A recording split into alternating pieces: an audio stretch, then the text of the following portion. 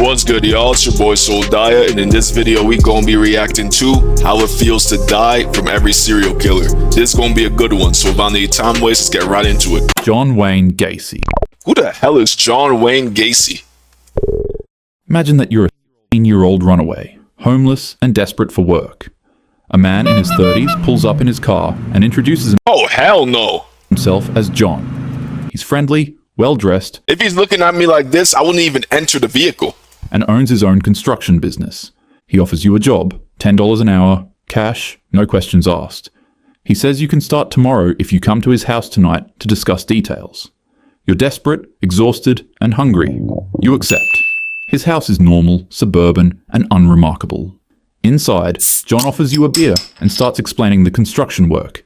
He's personable. Damn, that's crazy. In this situation, you wouldn't even be able to tell he's a serial killer. Like, you're just gonna probably thinking he's a genuine guy trying to give you a job. Jokes around, tells you about his community service work.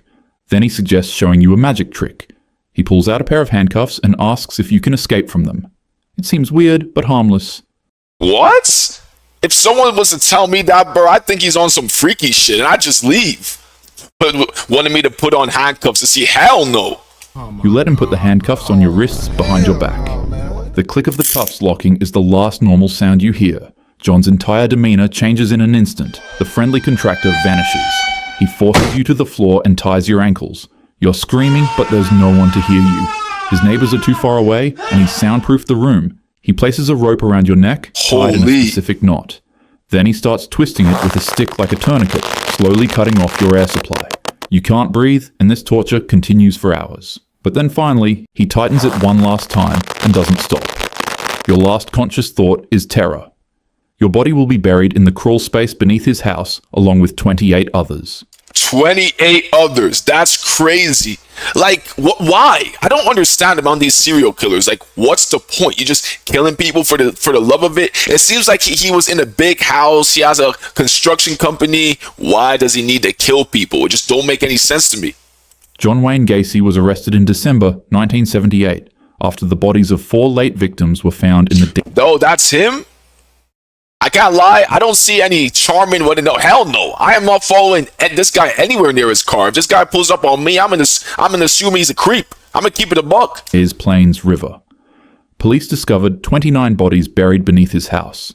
His trial began in 1980. 29 bodies is actually crazy. Like, you gotta be like some sort of sick psychopath to be able to get away with that. He pleaded innocent by reason of insanity. However, the jury convicted him of all 33 Bro really pleaded innocent. Is he stupid? You're guilty as hell. and he received the death penalty. After all his appeals were denied, Oh, yeah, that's much deserved. he was executed by lethal injection on May 10th, 1994. The Zodiac. Justice has been served. Oh, the Zodiac Killer. I've heard a lot about the Zodiac Killer, but I don't really know much about him. Let's see how it'll feel like dying to him. You're sitting on a bench at Lake Berryessa in Napa County, California, enjoying a peaceful picnic with your girlfriend on a warm afternoon in 1969. The sun is shining, the water is calm, and you're completely relaxed. But suddenly, your girlfriend grabs your arm and points toward the trees. She tells you that she thinks she saw somebody watching you guys in the woods, and before you can even react, a 6-foot-tall, 250-pound psycho approaches 6 foot and 250. That is crazy weight. you out of nowhere. He's wearing nothing but dark clothes, sunglasses, and a straight-up executioner hoodie. That would be scary as hell, bro. Imagine you just chilling with your girl and this guy decides to pull up on you. I'd be terrified, like, damn. With a Zodiac sign at the bottom of it. The hooded man draws a gun and slowly approaches you. Instinctively, you position yourself between him and your girlfriend. But to your absolute surprise, he starts to reason with you. He says that he's an escaped convict from Montana, and that all he needs is your car and money to get to Mexico. Even though you don't really have a choice, you tell him you'll cooperate. He orders both of you to lie face down on the ground. Then he tells your girlfriend to tie you up first. Afterward, he then ties her up in the same way. Without as much as even a second passing, the criminal tears her to shreds right in front of you with a 12-inch carving knife. Holy shit, this guy's a psycho. What? You scream in horror as you try to break free from your restraints to save her, but your attempt to try to free yourself and charge at him quickly transforms into trying to escape him once you realize he turns his attention towards you. A plunges his weapon into your lower back, then your upper back, then above your ribs, and he doesn't stop. Eventually, as you lie on the ground gasping for air, you watch as the man leaves a note on the side of your car.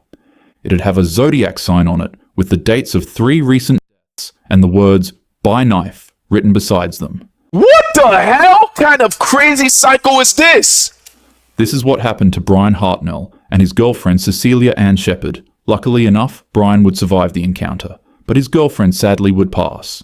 That's so traumatic, like holy, like rest in peace to them. Brian would describe the criminal to police officers, but the Zodiac killer would never be caught, and he'd go on to claim anywhere from 5 to 37 more victims. Holy shit. Leaving behind cryptic notes like this. I like killing people because it is so much fun. It is more fun than killing wild game in the forest, because man is the most dangerous animal of all. So you're telling me he was never caught till this day? There's no way he was never caught till this day. Is that what y'all are telling me right now? That's crazy. The Butcher. Imagine you're I already know from this name, the Butcher, bro. This guy's gonna go crazy. a year-old waiting at a rural train station in Rostov, Soviet Union. Wait, am I tripping, or did it say 4 to 18-year-old? Hold on. Imagine you're a 18 to 4-year-olds too. That's crazy. year-old waiting at a rural train station in Rostov, Soviet Union in 1984. A middle-aged man in glasses approaches you, soft-spoken and grandfatherly. He says he knows a shortcut through the woods to the next town and offers to show you the way. You're running late and he seems harmless, so you follow him. This is why y'all gotta be careful, bro, because you never know what type of creeps are like after you. So just be careful with strangers, because for all you know, bro, you can be talking to the next Jeffrey Dahmer, and no one wants to be in that situation. The forest path gets darker and colder, and you begin to feel uneasy when suddenly he grabs you from behind. His strength is pretty shocking for his mild appearance. Suddenly, throws you to the ground and starts slashing with a knife he pulled from his coat. The attack is nothing short of animalistic. The butcher your hands, chest, mouth, skull, eyes, Holy Toji! face. You try to scream, but pain cuts your voice short, leaving I can't lie, that was a cool ass transition. only faint, rattling breaths. But this is not a cool situation to be in. This will be scary as hell. The attack lasts only minutes, but feels like hours. As you're losing consciousness from blood loss, you see him doing something unspeakable with the knife to your body. Your last sensation is the indescribable horror of understanding what's happening, but being too weak to stop it. He mutilates his victims inappropriately.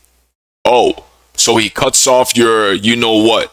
That is terrifying. This guy's that's disgusting. Andrei Chikatilo murdered at least 50 people. I'm just thinking about that happening. That's terrible. I'm cringing thinking about that. Between 1978 and 1990. He was eventually identified as the chief suspect of his heinous crimes and arrested. While in court, he was kept in a cage because of his that's him? That's him? What the hell? erratic behavior. On one occasion, he pulled down his pants and masturbated in front of the court. What? Wait, I don't think I heard that right. Oh, let's replay that. His erratic behavior. On one occasion, he pulled down his pants and masturbated in front of the court.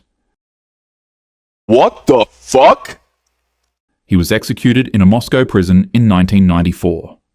Jeffrey Dahmer. Now, Jeffrey Dahmer, bro. We all know how this one's gonna go. imagine you're at a bar in Milwaukee on a Saturday night when a blonde man in his late 20s approaches you. He's charming, good-looking, and well-spoken.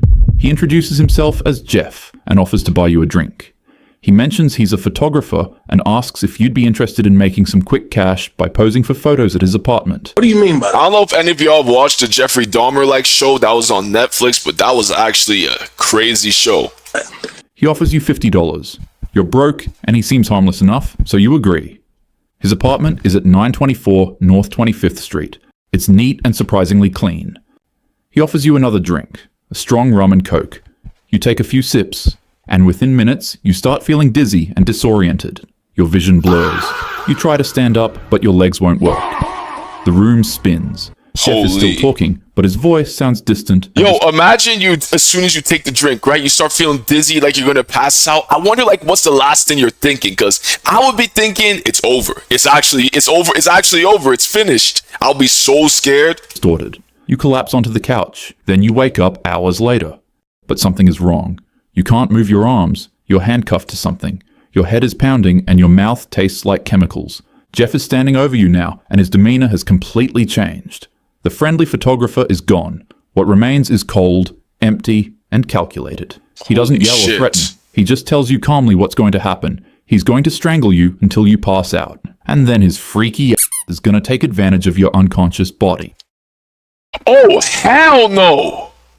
If you wake up, he'll do it again. But eventually, you'll stop waking up. Your last conscious thoughts are of panic and confusion as his hands wrap around your throat and the world goes dark for the final time. From what I'm hearing, apparently Jeffrey Dahmer did it to a kid too. Like, it was the man was disgusting. Like, he was sick. In the same manner, Jeffrey Dahmer murdered 17 young men and boys between 1978 and 1991. He was arrested in July 1991 after one victim escaped. Harold Shipman. Imagine Imagine if that victim never escaped. Who knows? Who knows if Jeffrey Dahmer would have been the next Zodiac killer? Because that's crazy. living your bonus years alone in Hyde, Greater Manchester. You've been feeling tired lately and short of breath. You call your family doctor, Dr. Harold Shipman, a respected general practitioner who's been practicing in the area for over 20 years. He makes house calls, which is rare these days, and he's always been so kind and attentive. He arrives at your home within an hour, black medical bag in hand. He takes your blood pressure, listens to your heart, and asks about your symptoms. He tells you it's likely just a circulation issue, nothing to worry about, but he'd like to give you an injection that will help. Oh, hell no. You trust him completely. He's your doctor. He prepares a syringe from his bag. You barely feel the Like, how do you even see this coming? Like, he's a doctor. He went to med school, all of that, bro. Like, this, how do you even see this one coming? This is crazy. needle go into your arm. Within seconds, a warm sensation spreads through your body. You feel relaxed, peaceful, almost euphoric. Dr. Shipman is asking you questions, but his voice is getting farther away. You're so tired suddenly. Your eyelids are impossibly heavy. You try to respond, but the words won't come. Your breathing slows, your vision narrows to a pinpoint of light, then disappears entirely. You die in your armchair, peacefully, never knowing your trusted doctor just murdered you with a lethal injection of diamorphine. Holy shit. Harold Shipman was convicted of murdering 15 patients in 2000. 15 patients? Yo, you would never know who's, like, evil. Y'all just gotta be careful, because that's crazy.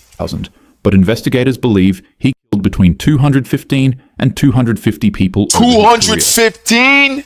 On January 13th, 250? 2004, he hanged himself in his cell at Wakefield Prison. Yeah, that serves him right. The Boogeyman. Like, I've heard about this guy, but I don't really know his story too much. In 1870, a man named Albert Fish suffered horrific as a child at an orphanage, where he was regularly beaten and as a result, Holy he exhibited troubling behaviors that would escalate over the years of his life. Fish would lure children with promises of work, candy, or both. And in 1928, while pretending to be a wealthy man visiting... Yo, dude, does candy still work, bro? Because I know damn well if I was a kid and a random adult came to me talking about, hey, kid, you want some candy? I'd slap him. Even as a kid, bro, I'd slap him. a family's house to hire their son for work. Your parents aren't wrong when they say don't take candy from strangers. You don't know what their plans are for you. Albert would convince the parents of an 11-year-old named Grace to let him take her to a birthday party. He didn't spontaneously do this, however. He was only able to take them after building trust and warmth with the family. And as you could guess, there was no party. He took her to an abandoned house, strangled her, dismembered her body, cooked her, and ate her. Cooked her and ate her? Holy! This guy is evil! 6 years later, Albert would send the family a letter, saying this.